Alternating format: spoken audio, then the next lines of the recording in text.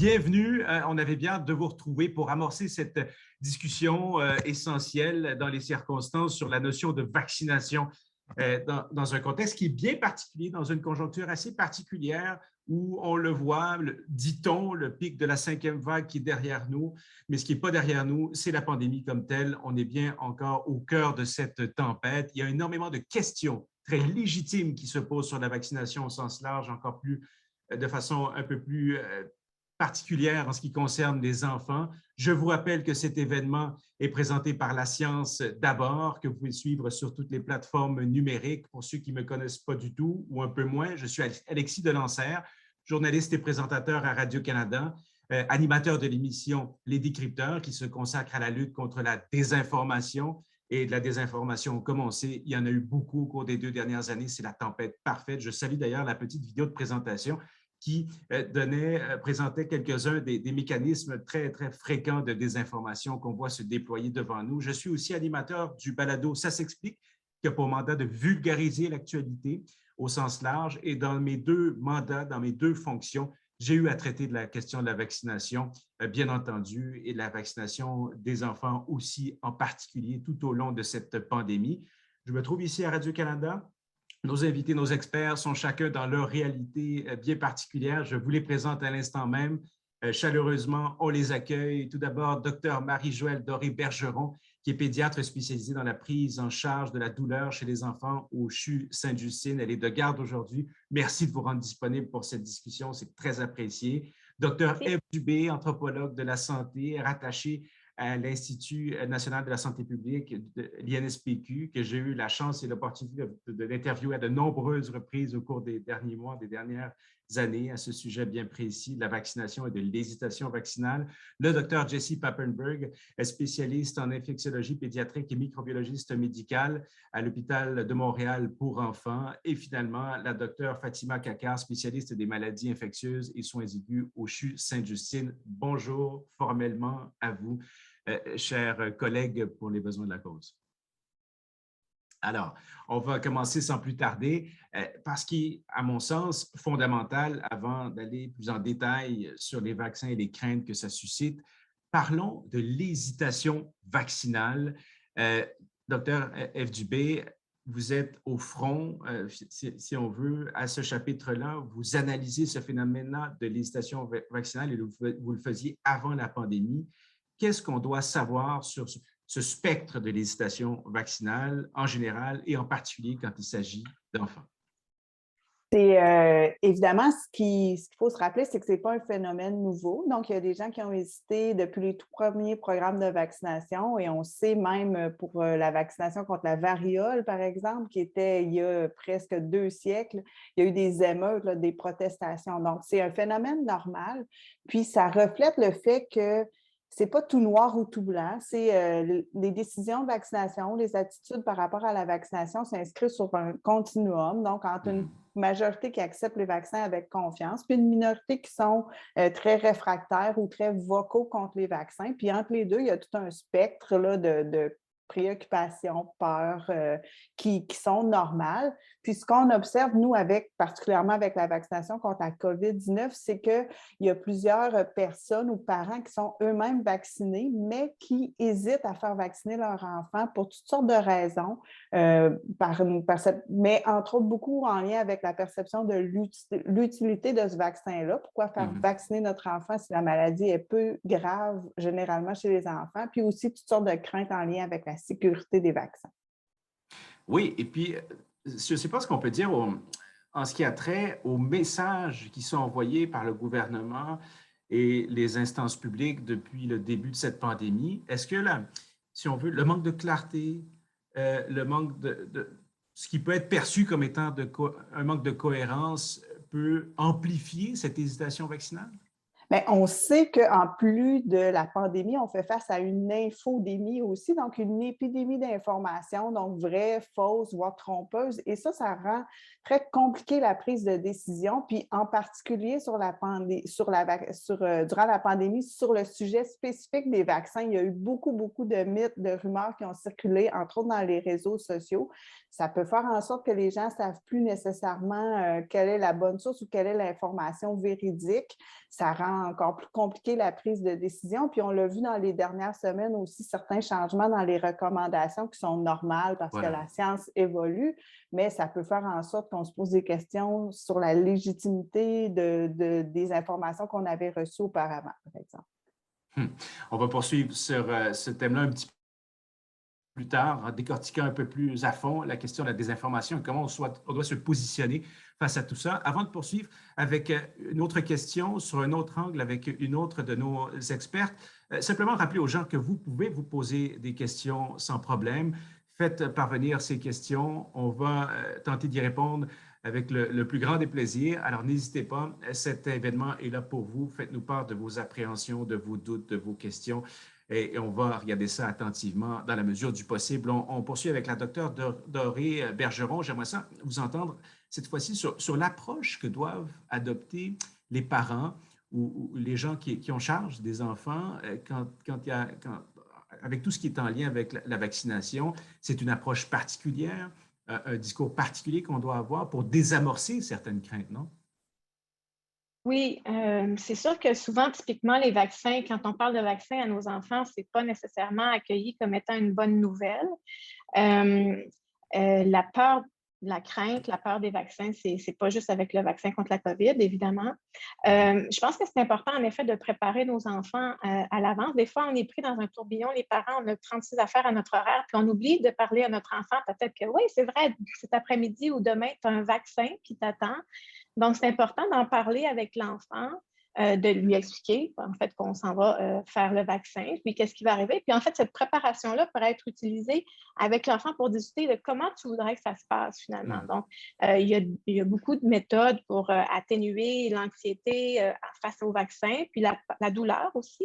Mais certainement, peut-être en discutant avec l'enfant de qu'est-ce que tu aurais le goût de faire pendant qu'on se fait vacciner? Est-ce que tu veux qu'on regarde une vidéo sur le téléphone? Est-ce que tu aurais le goût qu'on chante une chanson? Est-ce que tu aurais le goût, bon, ça dépend de l'âge, évidemment, de l'enfant, mais de justement d'adapter avec l'âge de l'enfant la distraction qui pourrait être utilisée pendant la vaccination. Puis, il y a aussi la préparation après la vaccination. Des fois, les enfants, finalement, ça s'est passé mieux qu'on le pensait. Mais s'ils ont un autre vaccin 6 mois plus tard, ils ne s'en rappelleront pas de ça, puis ils vont avoir tendance peut-être à se rappeler juste du vaccin, ça faisait peur. Donc, de faire on appelle un recadrage de la situation après. As-tu vu? Telle chose s'est bien passée. Par exemple, oui, tu étais un peu inquiet, mais la douleur, ça a duré quelques secondes. Ou après ça, tu me dis que ça avait été moins pire que tu le pensais. Donc, de recadrer comment l'événement s'est passé après la vaccination peut aider l'enfant dans une vaccination future ou dans une procédure douloureuse future à être moins anxieux face à ce qui va se passer.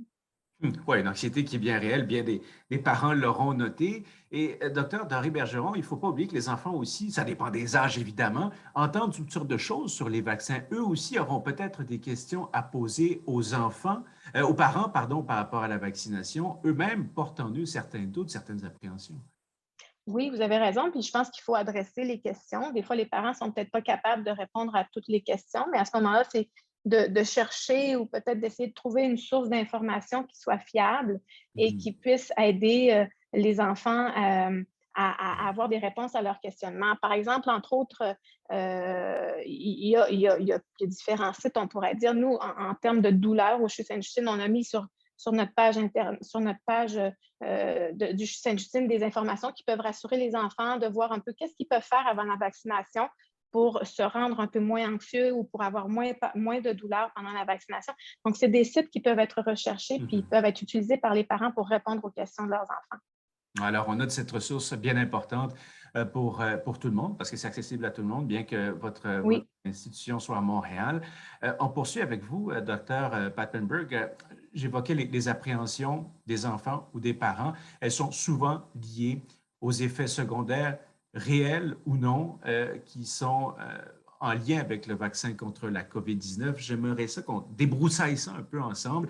Qu'en est-il à ce stade-ci des connaissances scientifiques? Parce que, bien entendu, tout ça évolue.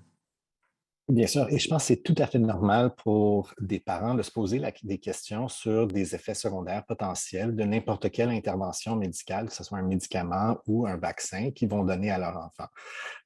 Et ce qu'on sait maintenant avec les vaccins COVID-19 chez les adolescents et chez les jeunes enfants de 5 à 11 ans, avec encore plus de recul maintenant depuis qu'il y a eu des millions de doses qui ont été administrées autant aux États-Unis qu'au Canada, c'est que les effets secondaires les plus fréquents sont transitoires et sont les effets secondaires dont on s'attendrait de la majorité des vaccins. Donc, c'est-à-dire douleur au site d'injection, fièvre, mal de tête, fatigue, transitoires qui durent souvent une journée jusqu'à 3 jours, qui ont une fréquence qui est vraiment semblable à ce qu'on voyait aussi chez la vaccination COVID-19 chez les adultes. Donc, on voit que le vaccin est en général bien toléré à ce niveau-là pour les effets secondaires mineurs et fréquents. Une chose qu'on avait peut-être, on gardait un œil plus proche dessus, c'était l'incidence de myocardite associée à la vaccination avec les vaccins ARN messagers. Ce qu'on avait vu chez les jeunes adultes, et aussi chez les adolescents plus âgés, en particulier chez les garçons et les jeunes hommes, ainsi que surtout associés à la deuxième dose, on avait une incidence de myocardite, c'est-à-dire une inflammation du muscle cardiaque qui tournait autour de 1 dans 10 000. Et puis, c'est sûr qu'une inflammation du muscle cardiaque, ça suscite quand même, ça mérite une évaluation médicale et c'est quand même quelque chose qu'on doit faire attention. Heureusement, ce qu'on a vu avec un peu de recul, c'est que cette inflammation-là a tendance à être très passagère. Au besoin, on peut traiter avec des médicaments anti-inflammatoires et presque toutes les personnes sont tout à fait guéries après, c'est-à-dire qu'ils n'ont pas de séquelles à long terme avec cet effet secondaire-là. Chez les enfants de 5 à 11 ans, il faut savoir que, premièrement, on utilise une plus petite dose que ce qu'on utilise chez les adolescents et les adultes. On utilise 10 microgrammes du vaccin ARN messager Pfizer comparativement à 30, donc chez les adultes et les adolescents, donc un tiers de la dose. Et on soupçonnait déjà que cette plus petite dose allait se traduire en moins d'effets secondaires, en particulier en parlant de la myocardite. L'autre chose, c'est que les jeunes enfants prépubères ont un milieu hormonal différent. Et on pense que justement, cette association avec le sexe, donc les jeunes hommes et les ados garçons qui ont plus tendance à avoir le myocardite, on s'attendait justement à ce que les plus jeunes enfants en aient moins de myocardite. Et ce qu'on a vu avec environ 10 millions de doses administrées aux États-Unis, chez les enfants de 5 à 11 ans, c'est un effet secondaire très peu fréquent. On a vu seulement une dizaine de ces cas-là parmi presque 10 millions de doses. Donc, on parle d'un effet secondaire vraiment très rare. Donc, en général, on peut dire que maintenant, avec ce recul-là, la vaccination chez les 5 à 11 ans, c'est très sécuritaire. Oui. Et juste un petit élément qu'on a vu beaucoup, nous, à l'émission Les Décrypteurs, dans les nombreux courriels qu'on reçoit, beaucoup de désinformation, à vous de me le dire, sur les effets potentiels allégués par certains de la vaccination contre la COVID-19 sur les fœtus en général. Vous voulez dire donc par rapport à la... Oui, parce qu'il y a beaucoup de femmes enceintes ou qui en voie de l'être qui hésitent face à la vaccination en disant que ça pourrait amener des dommages, des effets délétères sur le bébé qu'elles portent ou qu'elles porteront en elles. Oui, tout à fait. Et en fait, je comprends encore la grossesse, c'est un moment dans notre vie où est-ce qu'on fait particulièrement attention à tout ce qu'on fait, tout ce qu'on puisse, on veut certainement rien faire qui pourrait nuire au développement de notre bébé. Mais ce qu'on a vu, en fait, à travers des études canadiennes et américaines, c'est que la vaccination de la femme enceinte, elle est très sécuritaire, non seulement pour la femme enceinte elle-même, mais pour le fœtus. Et ce qu'on voit, c'est qu'en réalité, la protection contre la COVID-19 offre en fait une protection pour le bébé parce que la COVID-19, en fait, chez la femme enceinte, la grossesse est un facteur de risque de maladie sévère de COVID-19. Et une femme enceinte qui devient malade avec la COVID-19 peut avoir des séquelles importantes pour le fœtus avec des complications telles une naissance prématurée ou une naissance plus compliquée. Donc, en protégeant la femme enceinte, non seulement on protège la mère, mais on protège le bébé.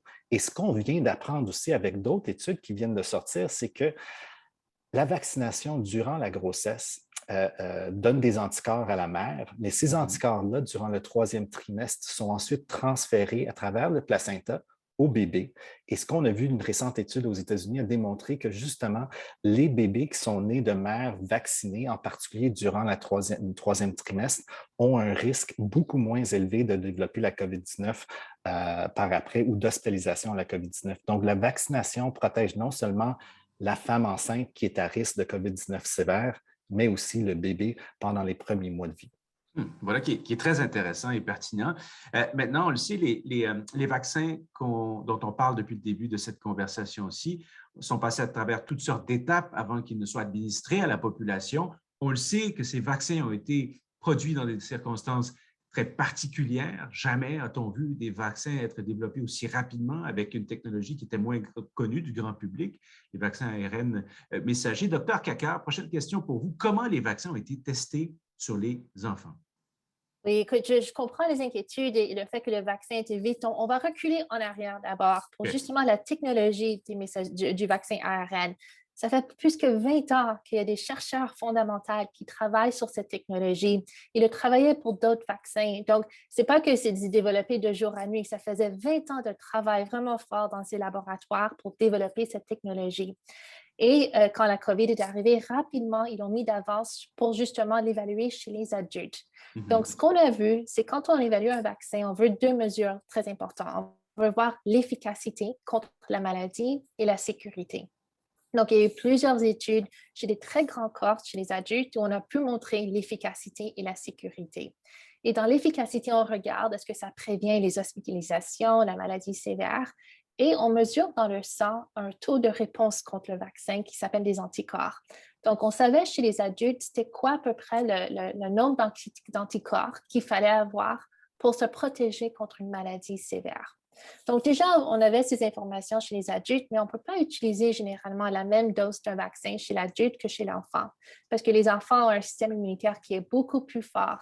Donc, normalement, ce qu'on fait, c'est qu'on essaie différentes doses qui sont plus petites pour arriver à une dose qui va être optimale pour le système immunitaire de l'enfant. Donc, on appelle ça une déescalation des doses. Donc, la première chose qui a été faite, c'est qu'ils ont essayé différentes doses chez les enfants sur un très petit groupe d'enfants. Ils ont trouvé la dose de 10 microgrammes, qui est différente du dose adulte qui est 30 microgrammes. Et avec cette dose, chez un petit nombre d'enfants, ils ont vu qu'ils mesuraient, qu'ils ont produit autant d'anticorps que chez les adultes qui avaient reçu le 30 microgrammes.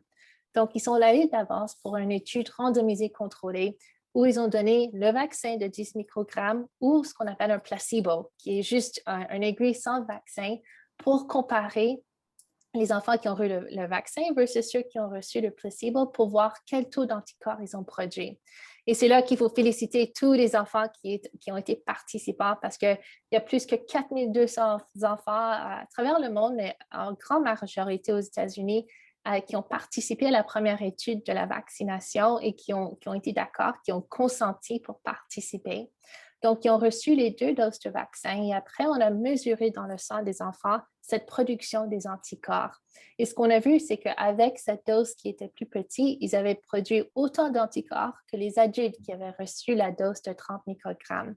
Donc, c'est sur cette base-là et sur l'absence d'effets secondaires majeurs qu'on a dit que le vaccin est efficace et qu'il est sécuritaire. On n'a pas pu regarder les hospitalisations et les maladies sévères parce qu'en ce moment-là, quand le vaccin a été testé, il n'y avait pas beaucoup de maladies circulantes chez les enfants. Donc, il n'y avait pas beaucoup de maladies sévères. Donc, on ne pouvait pas dire à ce moment-là quel pourcentage ça va protéger contre les maladies sévères, mais on savait exactement quelle mesure d'anticorps ça faisait. Donc, on était sûr que ça allait marcher. Maintenant qu'on a du recul, donc on a plusieurs mois depuis que les vaccins ont été donnés chez les jeunes et on a malheureusement l'Omicron qui a causé beaucoup de maladies chez les jeunes. Maintenant, on peut dire avec beaucoup de nouvelles données combien ça protège contre la maladie sévère et combien ça protège contre les effets à long terme contre la COVID. Et c'est ça les informations qui sont nouvelles.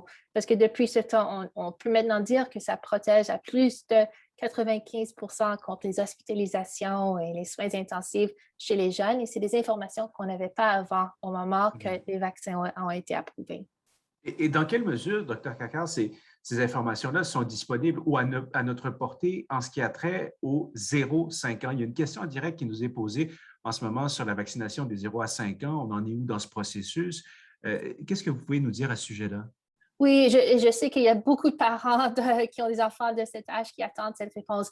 Donc, ils ont fait la même chose. Donc, ils ont encore diminué la dose chez les 0 à 5 ans pour essayer une dose de 3 microgrammes. Et donc, ils ont essayé cette dose et ce qu'ils ont vu dans leurs résultats préliminaires, c'est que cette dose n'était pas assez. Donc, ça a bien fonctionné chez les très, très jeunes, les enfants de 6 mois à 2 ans. Ça a donné un bon niveau d'anticorps. Mais chez les 2 ans à 5 ans, ça n'a pas produit autant d'anticorps. Donc, c'est pour ça que le groupe Pfizer est en train d'étudier une 3e dose pour voir si la 3e dose va produire autant d'anticorps. En attendant, Moderna, ils ont aussi une étude en cours pour les très jeunes et eux, d'emblée, ils ont utilisé une dose plus élevée. Donc, ça se peut que le vaccin Moderna va sortir avant celui de Pfizer. Les études sont en cours. Donc, on n'a pas encore assez de données pour les 6 mois à 5 ans, mais on espère, avec la 3e dose de Pfizer, avoir des résultats dans quelques mois. Puisqu'on parle de doses et de première, deuxième, troisième dose, écoutons une question en format vidéo qui nous est posée. Question très intéressante. On y revient ensuite avec les éléments de réponse.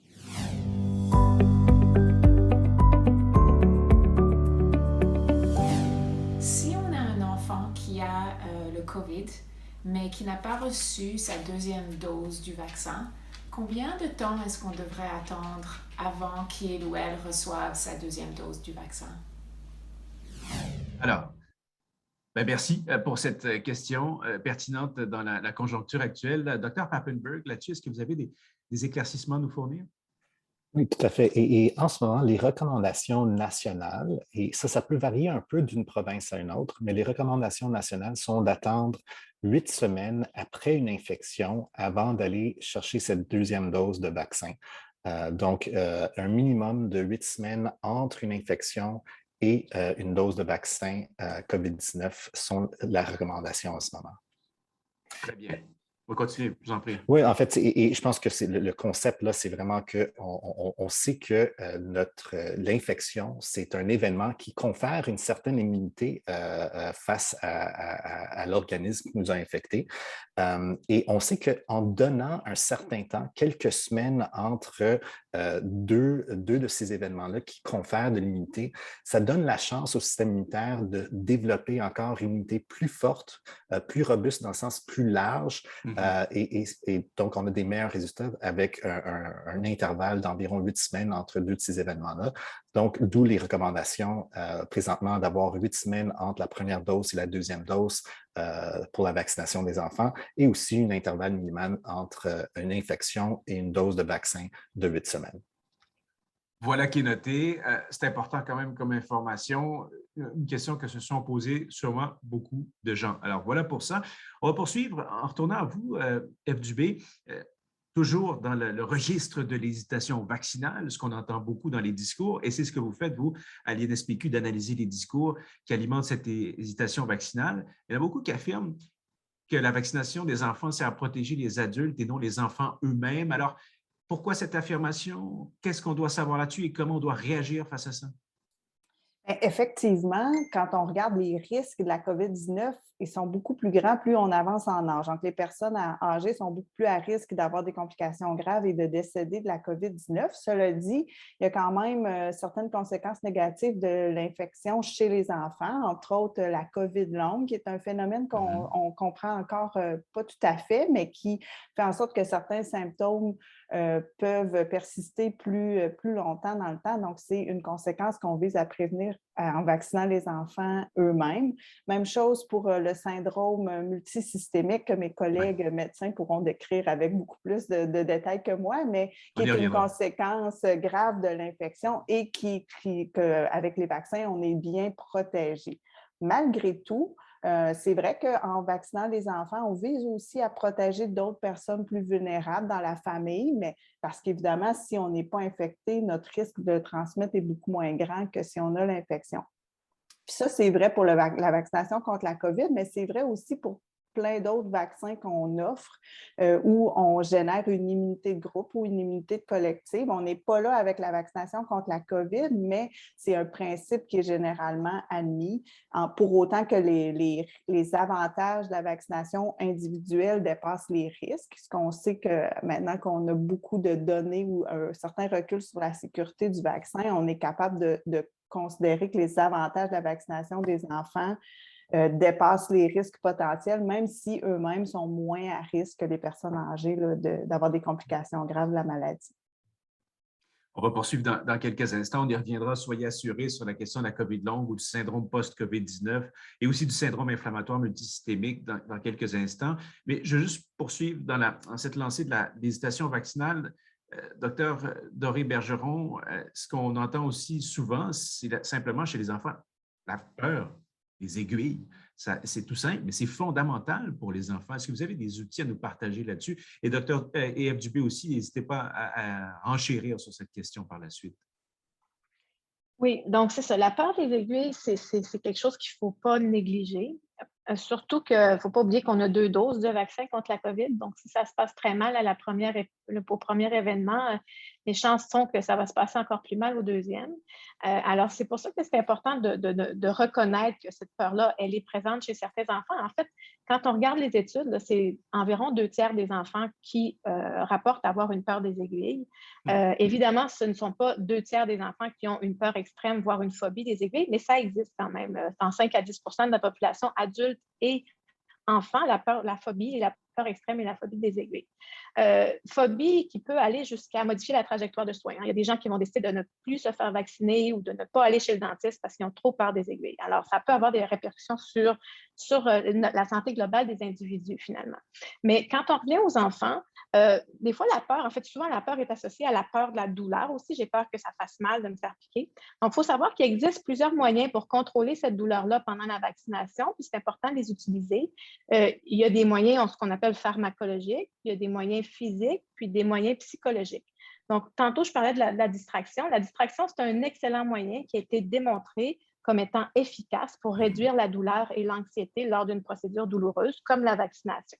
Alors, quelles sont les formes de distraction? Bien, pour un tout jeune bébé, ça peut être un objet lumineux, ça peut être, pour un enfant plus vieux, ça peut être un cherche-et-trouve, une image cherche-et-trouve sur un mur ou dans un livre. Ça pourrait être une vidéo, tout le monde a des tablettes ou des iPhones, un jeu vidéo même sur un iPhone. Donc, une forme de distraction qui peut être choisie par l'enfant. Ensuite de ça, bien, le positionnement, c'est sûr que si on m'immobilise sur une table pour me vacciner, bien, je pense que je vais trouver ça plus anxiogène que si je suis assise sur ma mère ou sur mon père ou je suis réconfortée par cette personne-là qui m'est chère et qui est à côté de moi. Donc, le genre de positionnement dans lequel je suis pendant la vaccination va avoir une influence sur ma peur et sur la douleur ressentie pendant l'événement. Et la dernière chose aussi qui peut exister, c'est que il existe des crèmes, en fait, pour geler la peau qu'on peut acheter à la pharmacie en vente libre. Et j'ai donné, en fait, une image avec les différentes crèmes qui existent, qui pourraient être partagées, là, je pense, avec les gens qui écoutent le webinaire. Mais donc, ces crèmes-là peuvent être appliquées, dépendamment de celles qu'on achète, 30 à 60 minutes avant la vaccination et vont geler la peau, finalement. Donc, l'idéal, c'est de combiner toutes ces méthodes-là ensemble. Donc, on peut mettre la crème, arriver au site de vaccination, avoir choisi peut-être une vidéo qui va nous distraire, puis être assis sur notre mère ou sur notre père pendant qu'on se fait vacciner. Puis là, on a des conditions qui sont beaucoup plus idéales pour avoir une diminution de la douleur, puis de l'anxiété aussi qui peut être provoquée par cet événement-là. Puis, il y a une petite portion des enfants ou même des adultes qui vont avoir une peur sévère, voire une phobie des aiguilles. Et ça, ce n'est pas la crème qui va les aider, c'est sûr. C'est chez ces enfants-là, je pense que c'est important de rechercher les ressources. Ça prend en fait un psychologue ou quelqu'un qui est vraiment qui a l'expertise pour faire face à cette phobie-là, on pourrait dire, et souvent avec des thérapies là, qui peuvent durer quelques heures. Ce n'est pas une idée de 3 ans de thérapie. Là. On peut arriver, ce qu'on appelle une thérapie par exposition gradée, à contrôler cette peur-là, puis à avoir du succès dans nos vaccinations futures, finalement. Donc, il ne faut pas oublier que la vaccination, il y en a plus qu'une. Ça, c'est juste pour la COVID, puis même au-delà de la COVID, il y a plusieurs autres raisons pour lesquelles on devrait se faire vacciner dans la vie. Alors, c'est important d'adresser cette peur-là si elle est importante. Puis, si elle est plus légère, ben quand même d'apprendre en considération et d'utiliser les ressources qui peuvent être disponibles. Oui, puis sauf erreur, j'ai même vu ou entendu parler de la présence de chiens aussi, qui serait une présence rassurante pour les enfants. Dans certains centres de vaccination, il y a des chiens qui sont là pour ça, n'est-ce pas? Oui, puis c'est vrai. Donc là, j'imagine, je n'ai pas visité tous les centres de vaccination, fait que je pense qu'on ne peut peut-être pas compter sur les chiens tout le temps pour nous aider, mais Non, bien c'est sûr. sûr que les chiens, ça serait une excellente méthode de distraction pour beaucoup, beaucoup d'enfants. Oui. Donc, si le chien est présent, là, moi, d'emblée, je pense que ça pourrait bien bien se passer, cette vaccination-là. F. Dubé, est-ce que vous vouliez rajouter quelque chose sur cette question-là de la peur? C'est clair que la vaccination en centre de masse, elle est propice à augmenter l'anxiété, là. Entre autres, même chez les adultes, quand on fait la file, puis là, on voit les autres personnes avant nous se faire vacciner, si ça se passe mal pour quelqu'un, ça peut nous inquiéter. Je pense que c'est important de le reconnaître. On a vu plein d'efforts qui ont été faits dans les centres de vaccination pour rendre l'expérience agréable. Ça reste désagréable, un vaccin, puis je pense que comme parent, il ne faut pas essayer de le cacher à notre enfant. Marie-Joëlle a donné plusieurs trucs, mais tu sais, dire « Ah, ça ne fera pas mal », c'est généralement pas la bonne approche parce que oui, ça fait mal, puis ça peut faire mal après, c'est désagréable. Il faut parler des bénéfices ou de la protection que ça offre parce qu'on sait aussi, il y a plusieurs études qui le démontrent qu'une expérience de vaccination négative laisse des traces importantes. Donc, c'est vraiment important de bien préparer là, à la vaccination. Très bien, on va poursuivre et je suis content de voir qu'il y a des questions qui se rajoutent en direct. Alors, n'hésitez pas à contribuer à cette discussion par le biais de vos questions et de vos appréhensions. Je poursuis en revenant sur le thème de la COVID longue, dont on parle souvent quand il est question d'adultes, mais un phénomène qui est aussi noté chez les enfants. Dr. Papenburg, qu'est-ce qu'on doit savoir là-dessus? Quelle est la prévalence? Que nous dit la science à ce sujet-là? Et glissez-nous un petit mot aussi sur le syndrome inflammatoire multisystémique tant qu'à y être. Bon, donc, pour ce qui est de la COVID longue chez l'enfant, heureusement, tout comme les autres complications d'infection à COVID aiguë qu'on a chez elle est beaucoup plus fréquente chez l'adulte que chez l'enfant. Et les études sont encore en cours là-dessus et on a de la misère à vraiment donner une prévalence exacte chez l'enfant. Il semblerait que peut-être chez les adolescents, c'est plus fréquent que chez les plus jeunes enfants. Reste quand même qu'on parle d'un petit pourcentage des enfants qui vont avoir une infection à COVID aiguë, qui vont avoir des symptômes qui vont perdurer pendant plusieurs semaines ou des mois. Et on comprend encore pas tout à fait les raisons biophysiques, physiologiques qui gèrent ça. Donc, ça demeure quand même, je pense, un problème réel pour certains enfants qui prend quand même un suivi à long terme et des fois, ça peut être de l'aide avec certains médicaments, ça peut être de l'aide avec un soutien psychologique, mais c'est heureusement un problème réel, mais plus fréquent chez l'enfant. Maintenant, si vous avez parlé du syndrome multisystémique inflammatoire chez l'enfant, qui va vraiment sur une autre longueur d'onde. Donc, ça, c'est une réaction du système immunitaire face à une infection à COVID-19, souvent 2 à 6 semaines après une infection qui peut être tout à fait banale, même asymptomatique. Et puis là, il y a une réponse mal régulée du système immunitaire avec une réaction hyper-inflammatoire qui se manifeste avec une forte fièvre pendant plusieurs jours et ensuite différents organes qui peuvent être affectés. On peut avoir une inflammation au niveau du cœur, on peut avoir les intestins, il peut avoir des manifestations cutanées. Ces enfants-là peuvent devenir très malades très rapidement et environ 1/3 jusqu'à la moitié qui sont vus à l'hôpital vont avoir besoin de soins intensifs pour ce syndrome-là. Donc, on parle vraiment de quelque chose d'assez fulminant. Heureusement, on a des médicaments anti-inflammatoires qui peuvent aider à apaiser cette réaction hyper-inflammatoire et la plupart des enfants vont très bien aller après avec relativement peu de séquelles, mais reste quand même qu'une hospitalisation et surtout une hospitalisation avec soins critiques, c'est quand même quelque chose qui n'est pas négligeable. C'est quand même dur pour l'enfant, c'est dur pour la famille, mais heureusement, on a une approche qui a beaucoup de succès pour traiter ces enfants-là. Bien heureusement qu'il y a ça pour rassurer les parents qui nous écoutent. Et tout ça, on le dit depuis le début de la pandémie, est une question d'équilibre entre les risques et les bénéfices que ce soit lié à la maladie elle-même ou à la vaccination. Et on a ici une question qui nous est envoyée et je vous la relance à vous, Dr. Kaka. La question est la suivante, envoyée par un ou une internaute que je remercie d'ailleurs, continue à nous écrire. Comment évalue-t-on que les bénéfices sont plus grands que les risques chez les enfants en santé? Comment ça se fait dans le contexte de la santé des enfants, selon ce qu'on sait en ce moment?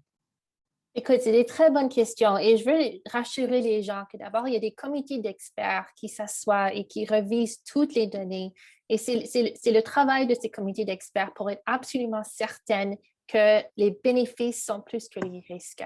Et ces comités d'experts revoient les données qui sont publiées, donc les données qu'on a tous accès, mais ils sont aussi capables de revoir des données non publiées, des données préliminaires. Et ils ont vraiment des grosses équipes d'analyse avec des gens qui travaillent en éthique. Donc, c'est un gros travail qui se fait au niveau national. Il y a des comités au niveau provincial qui regardent ces données.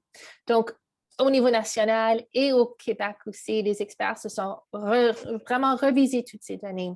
Et ce qu'on peut dire, c'est que vraiment, ce qu'on a maintenant, c'est beaucoup d'informations qui montrent que même si le risque, il est faible, le risque, il est là d'avoir un COVID sévère chez certains jeunes.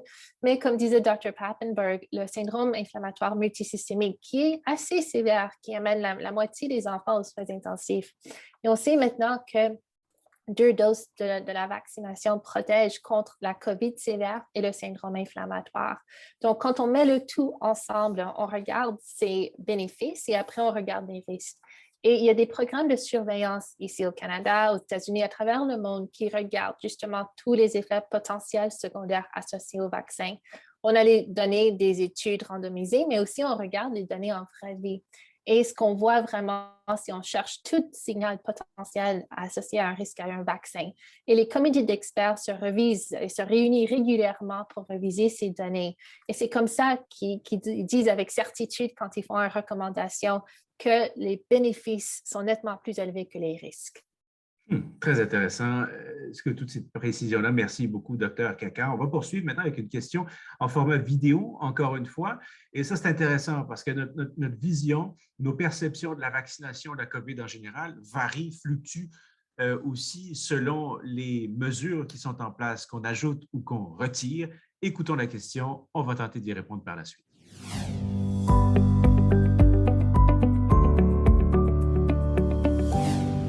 Se faire vacciner sera important quand les mesures ne seront plus là? Très bonne question, très bonne question. Je salue la participation de cette jeune fille qui va au cœur d'un élément très récurrent dans les discussions en ce moment, Dr. Dubé.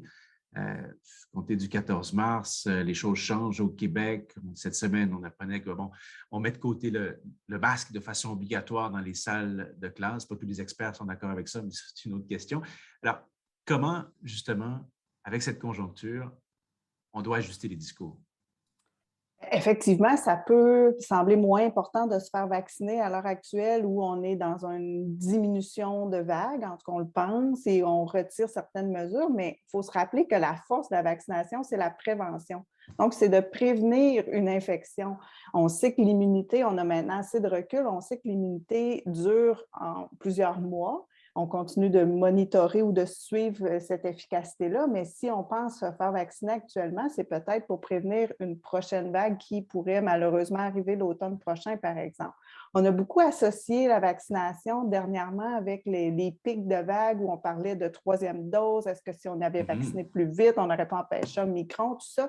C'est sûr que ça laisse des traces dans l'imaginaire, mais idéalement, ce qu'on veut, c'est vacciner avant que la maladie arrive pour que les gens soient protégés avant la vague. Donc, on continue de recommander la vaccination à l'heure actuelle parce qu'on pense que peut-être qu'il pourrait y avoir possiblement d'autres vagues de contamination et la vaccination demeure le meilleur outil. Mais comme le disait Dr. Kaka, ces recommandations-là évoluent, ne sont jamais fixées dans le temps, puis ça continue d'être surveillé, puis peut-être qu'éventuellement, les recommandations pour la vaccination vont être modifiées ou vont viser certains groupes, mais pour l'instant, ce n'est pas le cas, là. Bien, peut-être avez-vous des chiffres plus récents à nous soumettre, mais selon les derniers textes que j'ai lus là-dessus, on traîne un peu de la patte en matière de couverture vaccinale chez les plus jeunes au Canada en général, mais au Québec en particulier. On en est où, selon les données de l'INSPQ? On est autour de 60% des parents qui ont fait vacciner. Ce qu'on observe, nous, dans nos sondages, qui ne sont pas les données là, du registre, là, donc c'est quand même des données de sondage, mais ce qu'on voit, c'est que la plupart des parents qui avaient l'intention de faire vacciner leur enfant, environ 60% l'ont fait et ont fait vacciner première, deuxième dose.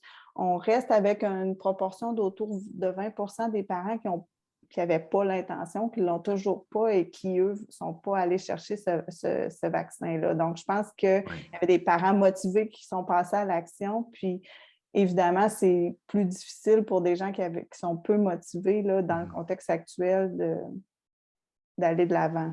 Oui, d'où l'importance de cette discussion qu'on a aujourd'hui en rappelant que c'est une perspective, on le fait ça dans une perspective de prévention.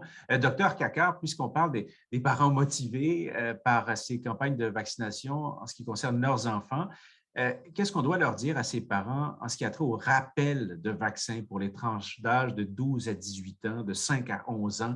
Là, on sent que les positions peuvent aussi varier en ce qui a trait aux autorités sanitaires. Oui, en fait, une chose importante, c'est la différence entre une dose de rappel et une troisième dose. Donc, une troisième dose est quand même recommandée pour les enfants qui sont immunosupprimés, qui risquent de ne pas bien répondre à la vaccination. Et on appelle ça la série primaire. Donc, même avant les recommandations pour des doses de rappel, il faut se rappeler qu'un enfant qui a un système immunitaire qui peut-être ne répond pas autant bien à la vaccination, on recommande dès 5 ans jusqu'à 17 ans une troisième dose dans la première série de vaccination. Quand on parle de dose de rappel, on a fini notre première série de vaccination et 6 mois plus tard, est-ce qu'il faut donner un nouveau dose? Pour la majorité des enfants non immunosupprimés, ça va être leur troisième dose. Et ce qu'on voit, c'est que même si le risque est faible, il est quand même un risque de maladie sévère chez quelques jeunes qui ont des facteurs de risque avec d'autres maladies chroniques. Donc, ce qu'on a vu aux États-Unis, surtout avec la vague Omicron, c'est qu'on a vu des jeunes hospitalisés, mais c'est vraiment des jeunes qui ont souvent d'autres maladies, le diabète, obésité, hypertension. Plus qu'on a de maladies qui s'ajoutent, plus qu'on est à risque. Donc, une troisième dose, une dose de rappel est recommandée pour les jeunes de 12 à 17 ans qui sont porteurs d'une maladie chronique. Donc, une maladie qui nécessite des soins réguliers pour lesquels ils prennent des médicaments réguliers. Et ici au Québec et dans plusieurs autres provinces, la dose de rappel est maintenant ouverte pour les 12 à 17 ans. Pour les 5 à 11 ans, ce n'est pas encore le cas parce qu'encore une fois, leur système immunitaire est encore plus fort, disons, que les plus grands.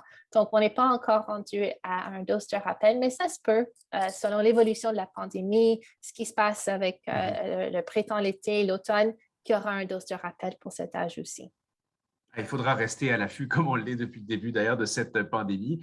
Autre situation, autre cas de figure qu'on voit souvent dans bien des réalités familiales, c'est quand les enfants sont aux prises avec une série d'allergies. Il y a peut-être des parents qui se disent « Mon enfant a fait déjà beaucoup d'allergies. » Qu'est-ce qu'on peut ou on doit savoir face à la vaccination quand un enfant développe beaucoup d'allergies? Docteur Doré-Bergeron, est-ce qu'il y a des liens à faire? Est-ce que ce sont des vases communicants? Est-ce qu'il y a des préoccupations qu'on doit garder en tête ou non, selon vous?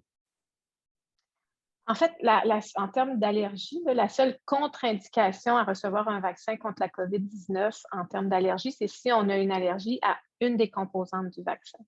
Sinon, il n'y a pas de contre-indication à recevoir le vaccin contre la COVID-19, même si votre enfant a des allergies alimentaires, des allergies respiratoires, même si l'allergie est sévère. Il n'y a pas de contre-indication à recevoir le vaccin contre la COVID-19. Il faut savoir que le vaccin ne contient aucune protéine animale, aucune protéine alimentaire, ne contient pas d'antibiotiques non plus.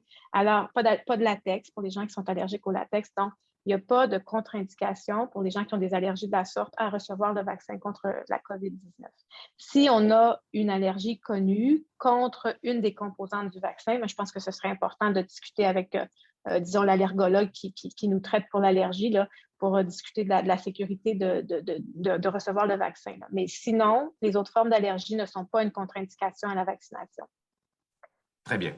Voilà, c'est noté. Maintenant, je poursuis avec vous, Dr. Papenburg, une question qui vous est adressée ici dans les questions qu'on reçoit en direct. Merci. Continuez, soit dit en passant, à nous faire parvenir vos questions. On aime ça, ça ne fait qu'enrichir la discussion. Avec la succession de variants qu'on a vu, Delta, maintenant Omicron et les autres qui vont sûrement ou peut-être suivre, plusieurs s'inquiètent de l'efficacité des vaccins. face à l'apparition de variants, dans quelle mesure ils pourront demeurer efficaces?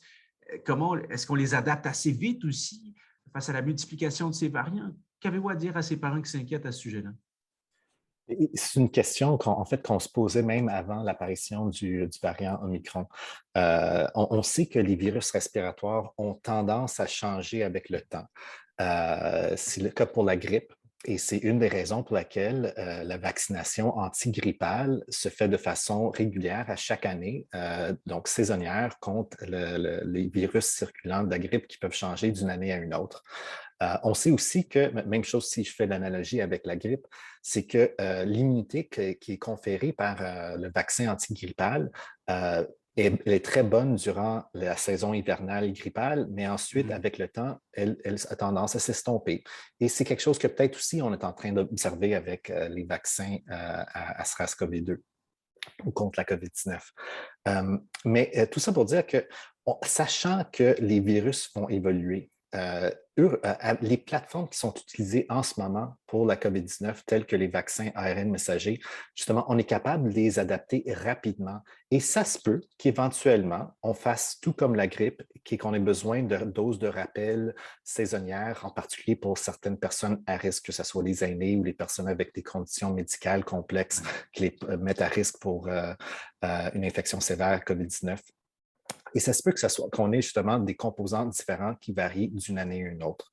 Mais en ce moment, ce qu'on a observé avec Omicron, c'est que oui, Omicron évade en partie l'immunité qui a été conférée soit par une infection antérieure avec Delta ou la souche originale Wuhan, et aussi qui peut évader en partie l'immunité qui est conférée par la vaccination. Et c'est pour ça qu'on voit que la protection vaccinale contre n'importe quelle infection Omicron, elle est moins bonne qu'elle était contre Delta et les souches antécédentes. Toutefois, une des bonnes nouvelles, c'est qu'on a aussi observé que 2 doses de vaccin et maintenant même une 3e dose, une dose de rappel, sont très efficaces à protéger contre les issues sévères telles que l'hospitalisation et ça même contre un variant comme Omicron qui a évadé en partie l'immunité.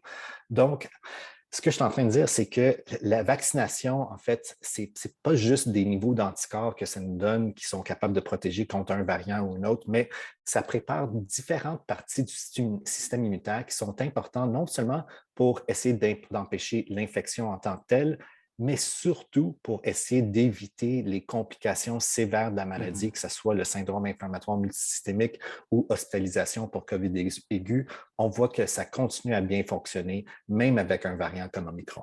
Oui, ça, c'est une nuance hyper importante que vous apportez ici. Et en parlant de nuances, tout au long de la pandémie, ceux qui apportent ces nuances à tout ce qui se passe, à ces phénomènes auxquels on fait face, ce sont des experts qui, comme jamais, se sont prononcés sur un sujet donné de façon assez, si on veut, chronique. Là. Tous les jours, ça a été dans les bulletins télévisés, dans les articles de journaux, sur le web et partout. Les experts, on les voit, on les lit, on les entend partout.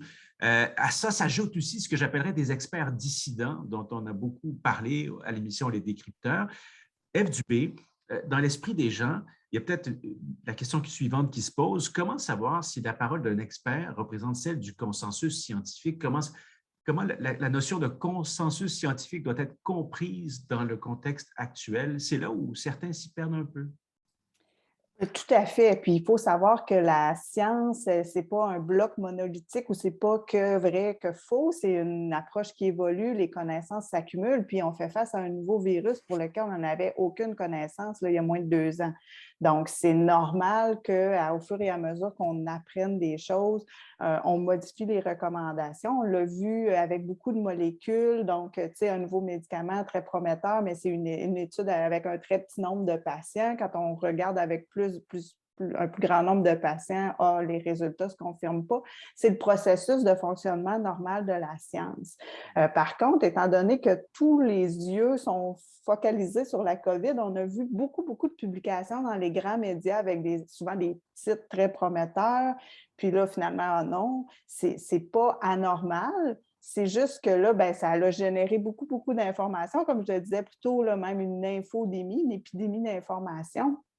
Donc, quand on travaille en sciences, on est habitué que certains scientifiques soient en désaccord, qu'on argumente, qu'on discute les résultats d'une étude, on mène une nouvelle étude pour confirmer ou infirmer ces résultats-là. Tout ça, c'est un fonctionnement normal. Par contre, quand ça arrive dans l'œil du public, ça peut être perçu différemment. Puis, évidemment, il y a certaines personnes qui vont tirer une notoriété à être en désaccord avec les recommandations. Puis ça peut être nocif. On sait qu'il y a des gens qui ont volontairement désinformé pour vendre d'autres causes. Donc, tout ça rend la prise de décision très, très, très complexe. Puis, si on ajoute à ça les algorithmes des médias sociaux qui font en sorte que quand on clique sur une certaine information, après, on est plus enclin à recevoir d'autres informations, bien là, ça l'amplifie le phénomène. Donc, qu'il y ait des personnes ou des scientifiques en désaccord, c'est normal. Je pense que la science d'abord donne plusieurs trucs pour reconnaître cette désinformation-là.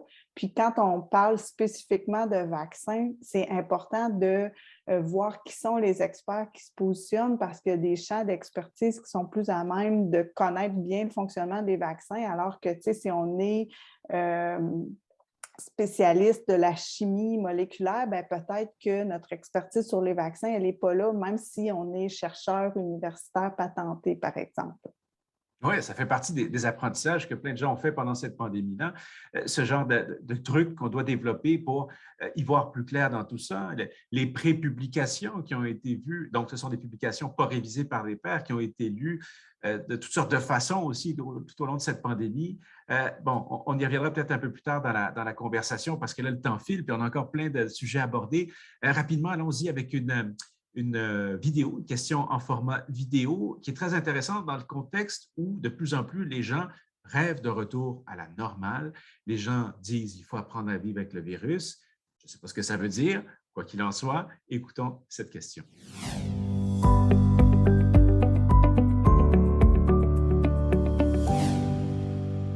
Que veut dire endémie? Parce que logiquement, après une pandémie, vient le retour à l'endémie. Je ne sais pas si c'est dans cet enchaînement-là aussi simpliste que ça, mais dites-nous, là, cette question ici, je l'adresse à la docteure Dorée Bergeron. Dites-nous, qu'est-ce qu'on doit entendre par endémie et à partir de quand on doit en parler de façon sérieuse? Je pense que pour vous donner la meilleure réponse, moi, je vais transmettre cette question-là à un spécialiste en infectio, donc peut-être Dr. Caquer ou Dr. Oui, allons-y, pourquoi pas. À vous la parole. Bon, oui. En fait, endémique, dans les phrases les plus simples, c'est qu'on va vivre avec. Ça va rester dans nos communautés. Donc, en ce moment, c'est une pandémie parce que c'est nouveau et ça touche le monde au total. Et au début d'une pandémie, on ne sait jamais si on va éradiquer le virus et on va l'éliminer de tout réservoir humain et les animaux qui ne va pas revenir, ou est-ce que c'est quelque chose qui va vraiment rester en circulation dans les populations? Et maintenant, on est rendu à la phase où on a tellement de COVID, mais on a une bonne réponse immunitaire avec la vaccination, qu'il est fort probable que le COVID commence à devenir endémique. Donc, c'est un virus qui va rester avec nous, comme tous les autres virus respiratoires qui existent, l'influenza, la grippe, toutes sortes d'autres virus qui sont souvent saisonnières, donc qui circulent dans une saison, mais qui restent dans notre population humaine et qui restent dans nos pays et qui vont circuler à différents temps de l'année. Donc, on pense maintenant que le virus, on ne serait pas capable de l'éliminer complètement de la planète, donc ça va devenir endémique. Et c'est un virus qui va continuer à circuler, mais que maintenant, avec la vaccination, avec les traitements, c'est un virus avec lequel on peut vivre. Et c'est vers là qu'on se tourne maintenant. Donc, toutes nos directives, nos politiques, nos prises de décision, c'est comment mieux vivre avec ce virus pour qu'il est là, mais qui fait le moindre de mal chez toutes les populations. Un virus avec lequel on se familiarise de plus en plus et qu'on apprend à connaître de plus en plus pour ensuite, espérons-le, mieux le déjouer ou se protéger contre ce virus. Alors, question peut-être qui va vous permettre de rebondir, Dr. Dorée Bergeron, elle nous provient des questions directes qu'on reçoit ici. Est-ce que les enfants, nous écrit-on ici, peuvent avoir le vaccin 4 à 6 ans, ceux qu'on a avant l'âge scolaire, en même temps que le vaccin de la COVID-19, ou faudrait-il, en revanche, les espacer? Donc, si on, disons, 5 ans et plus, puis qu'ils peuvent avoir le vaccin contre la COVID, vous pouvez les donner en même temps. L'inquiétude qui était présente un peu, c'était de voir est-ce qu'il y aurait... Parce que quand on donne plusieurs vaccins en même temps, on a plus de chances d'avoir des effets secondaires légers dont on parlait un peu tantôt, comme de la fièvre, une réaction locale, de la rougeur, un peu de douleur après la vaccination. Alors, c'est sûr que si on donne plusieurs vaccins, on a plus de chances d'avoir un petit peu plus de ces effets secondaires-là qui demeurent mineurs, il faut se dire, mais ce n'est pas une contre-indication à recevoir les 2 vaccins en même temps. Par contre, si on décide de les donner pas en même temps, il faudrait quand même laisser une fenêtre de 2 semaines là, entre les 2 vaccins. Donc, idéalement, peut-être, c'est de dire, bon, on va donner un vaccin aujourd'hui, puis 2 à 3 semaines plus tard, on va donner le vaccin suivant. Mais on peut quand même, il est possible, ce n'est pas une contre-indication de donner 2 vaccins en même temps, le vaccin de 4 à 6 ans ou encore le vaccin contre l'influenza, contre la grippe, finalement, peuvent être donnés en même temps que le vaccin contre la COVID. Très bien. Avant le mot de la fin, parce qu'on y arrive, c'est inexorablement à la fin de cette belle discussion, il me restait une petite question à poser qui nous provient des questions en direct. Elle s'adresse à vous, Dr. Papenburg. Je pense que c'est une personne qui réagissait à vos propos et qui voulait vous entendre davantage sur un élément. Est-ce que les anticorps de la mère vaccinée qui allait sont transférés au bébé? Allons-y rapidement là-dessus. Rapidement, on peut dire qu'on sait que l'allaitement en général a le lait maternel a plusieurs éléments protecteurs contre différentes infections, que ce soit des infections respiratoires, des infections gastro-intestinales pour le nourrisson. Donc, l'allaitement en général est un facteur protecteur contre les infections chez le nourrisson. On n'a pas encore, on sait que la vaccination d'une femme enceinte produit des anticorps et que ces anticorps-là sont effectivement transmis dans le lait maternel et on suppose que ces anticorps-là vont aider à protéger le nourrisson, mais jusqu'à présent, on n'a pas énormément de science là-dessus, à part dire que le lait maternel, en général, protège contre les infections at large.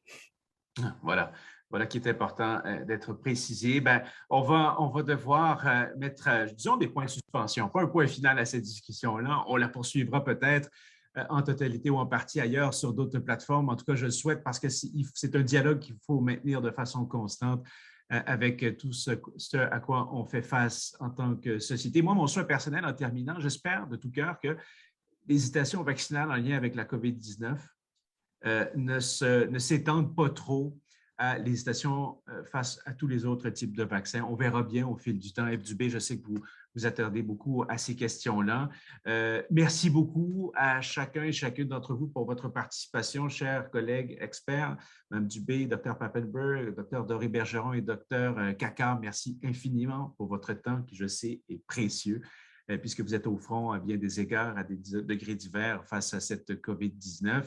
Merci aussi aux organisateurs de cet événement. Je salue votre initiative. Elle est très utile pour une meilleure compréhension de cette pandémie et de ce qu'on doit savoir sur l'évolution de ce virus et des vaccins et tout le reste. Je rappelle aussi à ceux et à celles qui nous écoutent qu'il y a un questionnaire post-événement qui est présent, qui est là, qui sera disponible pour vous. Les 10 premières personnes à y répondre recevront, me dit-on, une tasse. Alors, voilà, une tasse ou un mug, dit plus familièrement.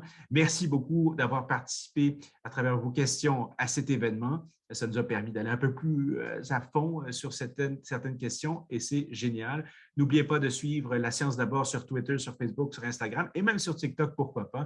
Je vais laisser maintenant le véritable mot de la fin à Elias Aïssia, qui est producteur de contenu pour La Science d'abord.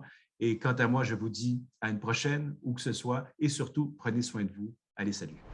Merci à toutes et à tous d'avoir participé à cet événement en direct La Science d'abord avec nous aujourd'hui. Je suis Elias Aïssia, producteur de contenu en français pour La Science d'abord et j'aimerais prendre le temps de remercier toutes celles et ceux qui ont travaillé d'arrache-pied pour mettre en place le webinaire d'aujourd'hui. Avant tout, j'aimerais prendre le temps de remercier notre hôte du jour, Alexis Delancer, qui a accepté de modérer cet événement aujourd'hui, mais aussi nos 4 spécialistes, les docteurs Jessie Papenburg, Fatima Kakar, Marie-Joëlle Doré-Bergeron et F. Dubé d'avoir apporté leur expertise et répondu à vos questions aujourd'hui. D'ailleurs, si votre question n'a pas encore été répondue, je vous invite à nous l'envoyer par message sur nos réseaux sociaux à La Science d'abord sur Facebook, Twitter, Instagram et même TikTok. Je vous retiens pas plus longtemps, j'espère que vous avez passé un aussi bon moment que nous aujourd'hui et je vous dis à très vite pour un prochain direct.